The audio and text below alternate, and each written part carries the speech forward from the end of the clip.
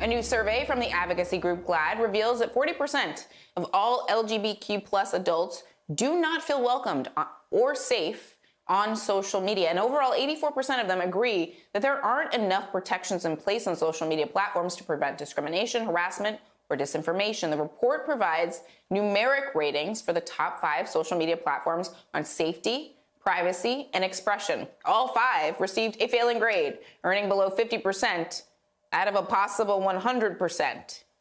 That's not good. Here to discuss is GLAAD CEO and President Sarah Kate Ellis. So Sarah Kate, what is it like right now for people on these platforms who are of LGBTQ plus identities? I mean, it feels to me like the hate speech on there has got to be hard to navigate. Yes. Well, thanks for having me. It's just continually getting worse, which is the biggest problem here. This is our second year doing the report. This year, we actually gave the grades, as you mentioned, and nobody passed. And the reason nobody passed is, although these social media platforms do have fairly good, for the most part, policies, they're lacking in enforcement of those policies. So they recognize the problems exist on their platforms. They're not trying to make them better, though. And that's the challenge that we're faced with day in and day out. If we don't bring it up literally to them, then it really doesn't get fixed all that much. And so if you are LGBTQ and you're looking to connect or be on these social media platforms, you understand as a person, I've asked roomfuls of LGBTQ people this, do you get harassed on these websites or on these social media platforms? And 9 out of 10 times, everybody's hand goes up. We are used to being harassed on these sites. That's not a way to live. And that shouldn't be the baseline for how we exist on these social media platforms. Yeah, it's like the modern day public square. Everybody should be able to go there and feel safe there. Speak to why the policies are in place, but they're not actually enforcing them. Why do you think that is? Is there any reason you can glean that tells you why they're not enforcing their own policies? The number one reason is profit over people. It's clear as day.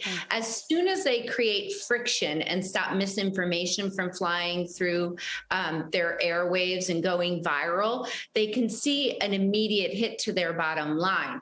Now, I believe that if they actually were the better citizen here and took people over profit, their long-term game would be much better and bigger. But they're taking a short-term gain at our expense as a community. And we've seen it time and time again because we've seen them actually implement these tools to stop misinformation, to stop harassment. They did it before the 2020 election. But then once the election was over, they opened the floodgates again, because to them, it was hurting their bottom line. You know, the criticism from conservatives of these platforms is that some of the, restrictions and policies hurt sort of the conservative point of view, and it's infringing on their right to speak and say what they want to say. But can you speak to the idea that it's actually, if you really, really think about it, the hate speech on these platforms, which in some cases can lead to real violence, is actually an infringement on the speech of people who are LGBTQ plus, because they're not safely able to utilize these platforms. We're not talking specifically about the First Amendment, but really just sort of the broader idea that they can't speak freely on these platforms, and as a result, they get harassment if they do. I think safety is the word, the real verb here is how safe are you in this environment? And when you look at the latest CDC report that says 1 out of 4 LGBTQ youth attempted suicide last year, a lot of that you can draw a direct line back to social media and the harassment, the hate, the discrimination that happens there. And so these platforms are not safe for our community. And there's an an all-out war on our community on these platforms. And so when you think about this in the construct of safety and can you exist in these spaces and be safe on those spaces, I also think when you look at the anti-LGBTQ legislation, right? This legislative session, we've seen over 300 anti-LGBTQ bills, 300 at the state level. You can draw a direct line from them to what's going on these social media platforms. A lot of times the language starts there. You can pick the language from the platforms and see them written in the bills. It's amazing, the lines that you can draw back and forth. So it creates not only an unsafe environment on these platforms, but in real life, it creates an unsafe environment. One of the things we've been discussing all show long is the aftermath of the Dobbs decision. And obviously the conversation right after the decision was about what other rights are at stake. I want you to take a listen to Senator Ted Cruz from Texas, who in a recent interview was talking about the Supreme Court's 2015 same-sex marriage ruling. Take a listen.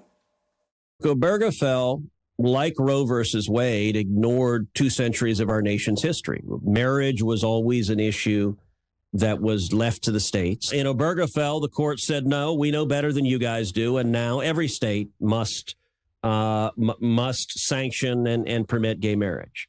I think that decision was clearly wrong when it was decided. It was the court overreaching. I mean, what's your reaction when you hear this? Do you think the Supreme Court will target marriage equality next? I absolutely think so. I mean, it's been stated by Clarence Thomas. He said that he's coming after Lawrence versus Texas and Obergefell. And today, a bipartisan act was introduced by Baldwin and Collins it's called the Respect for Marriage Equality Act to protect our marriages. My wife and I are concerned, very concerned about our marriage. We have twin 13-year-olds, and this is a really big issue for us in our household, whether or not they're going to try and null and void our marriages.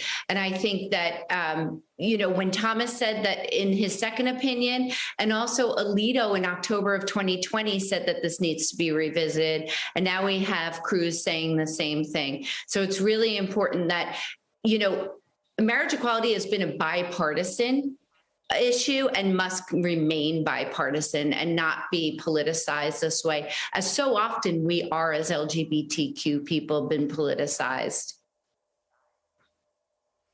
It always goes to the humanity of the thing. I feel like politics infects some of these conversations where you just have to think about people's humanity and then you have the answer.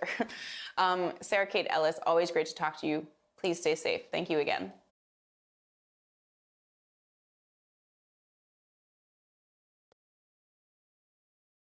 Hi, I'm Zerlina Maxwell. Thanks for checking out our channel on YouTube. You can see more from Zerlina by clicking any of the videos on this screen, and make sure you subscribe below to stay up to date on the day's biggest stories. Thanks for watching.